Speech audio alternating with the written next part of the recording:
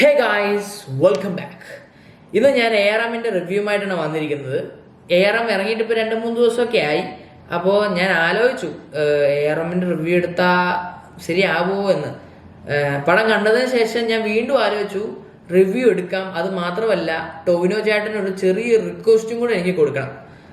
അത് മാക്സിമം ഫാൻസൊക്കെ ഒന്ന് ടൊവിനോ ചേട്ടൻ്റെ അടുത്ത് എത്തിച്ചാൽ അത്രയും സന്തോഷം. ഈ റിവ്യൂ മാത്രമല്ല പറയാനുള്ളത്. അപ്പോൾ എല്ലാവരും അതെല്ലാം കേൾക്കാൻ റെഡിയാണെങ്കിൽ ബാ.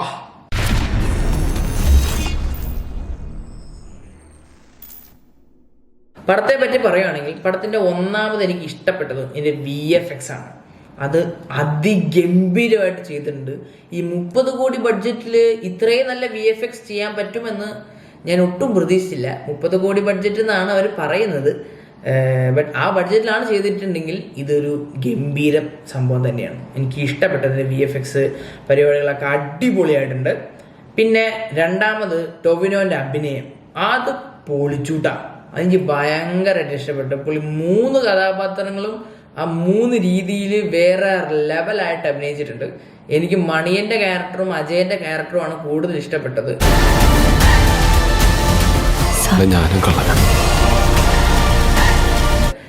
മൂന്ന് കാലഘട്ടത്തിൽ 3 കാര്യങ്ങൾ പറയുന്ന 3 നായികകളും സൂപ്പറായിട്ടാണ് പോയത്. ജസ്റ്റ് എല്ലാം അടിപൊളിയായിരുന്നു. ഇതിന് എനിക്കൊരു ഭാഗത്ത് ഒരു പ്രശ്നം തോന്നിയത് നമ്മുടെ ബേസിൽ ജോസഫിന്റെ ക്യാരക്ടറാണ് എനിക്കൊരു പ്രശ്നമായിട്ട് തോന്നിയത്. അതൊരു കോമഡി ക്യാരക്ടറായിട്ടാണ് പടത്തിൽ കാണിച്ചിട്ടുള്ളെങ്കിലും ബേസിലിന്റെ ക്യാരക്ടറിന് പകരമായിട്ട് അവിടെ അജു വർഗീസ് ആയിരുന്നെങ്കിൽ അത് കുറച്ചും കൂടെ ഇൻട്രസ്റ്റിംഗ് ആയിരുന്നു എന്ന് എനിക്ക് തോന്നി. കാരണം ബേസിൽ കാണിക്കുന്ന ചില ആക്ഷൻസും കോമഡി സീനും ഒക്കെ അത് അജു വർഗീസ് ആണ് ചെയ്തിരുന്നെങ്കിൽ അടിപൊളിയായനെ.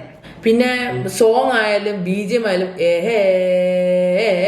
അതൊക്കെ ചുമ്മാ, അത് ടൊവിനോനെ കാണിക്കുമ്പോൾ ആ BGM വരും, ഫൈറ്റ് വരുമ്പോൾ ആ BGM വരും. ജസ്റ്റ് അത് നമ്മൾ ബിൽഡപ്പ് ഭയങ്കര ഹൈ ആയിട്ടാണ് ബിൽഡപ്പ് പോയിക്കൊണ്ടിരുന്നത്.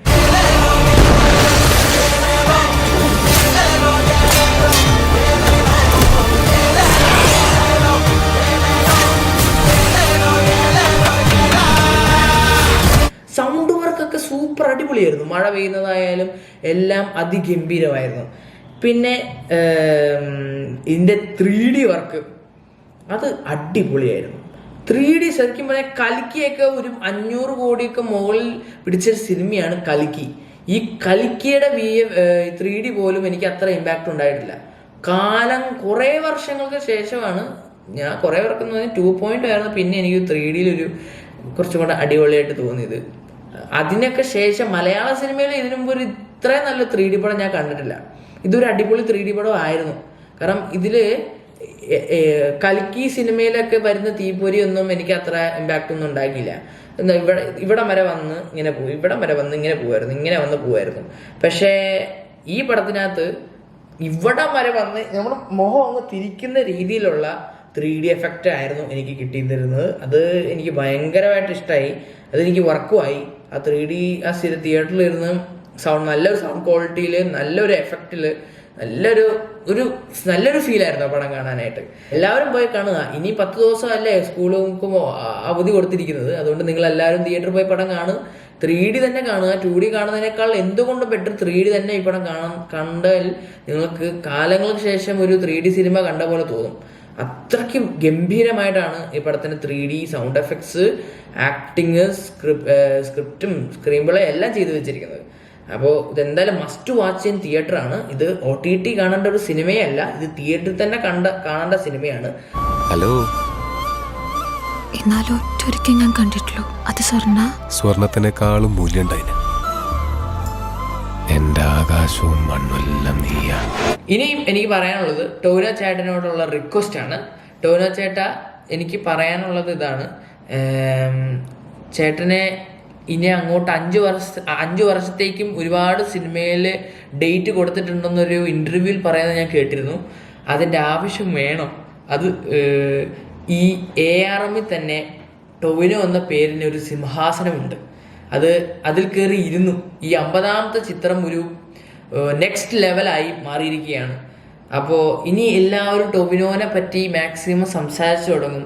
പല ഇൻഡസ്ട്രിയിലുമുള്ള ആളുകൾ ARM എന്ന സിനിമയിലും പറ്റിയും ഈ ടൊവിനോവിനെ പറ്റിയൊക്കെ ഇനി അങ്ങോട്ട് സംസാരിച്ചു തുടങ്ങും.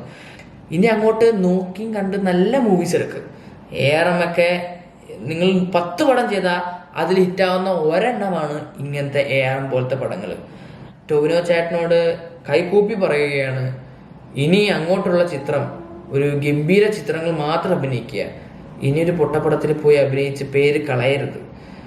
നിങ്ങൾക്കൊരു ARM എന്ന സിനിമയിൽ അഭിനയിച്ചതോടെ തന്നെ ഇനി അങ്ങോട്ടുള്ള ഇന്ത്യ മുഴുവനും നിങ്ങൾ അറിയപ്പെടും.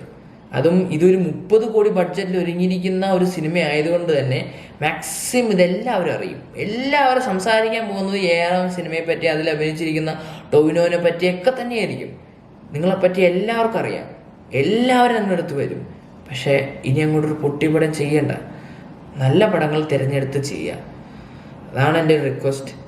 ഓക്കെ, ഞാൻ കൂടുതൽ പറഞ്ഞു കഴിഞ്ഞാൽ അത് വേറെ വല്ല വാക്കുതർക്കും ഫാൻസൊക്കെ വന്നതിന് തല്ലാനൊക്കെ ചാൻസസ് ഉണ്ട്. അത് ഞാൻ കൂടുതലൊന്നും പറയുന്നില്ല. Thank you so much. അപ്പോൾ എല്ലാവർക്കും ഈ വീഡിയോ ഇഷ്ടപ്പെട്ടാൽ please like and share and subscribe. ARM എന്ന സിനിമ തിയേറ്ററിൽ പോയി കാണുക, അതൊരു ഗംഭീര സിനിമയാണ്. അപ്പോൾ എല്ലാ കള്ളന്മാർക്കും ബൈ ബൈ.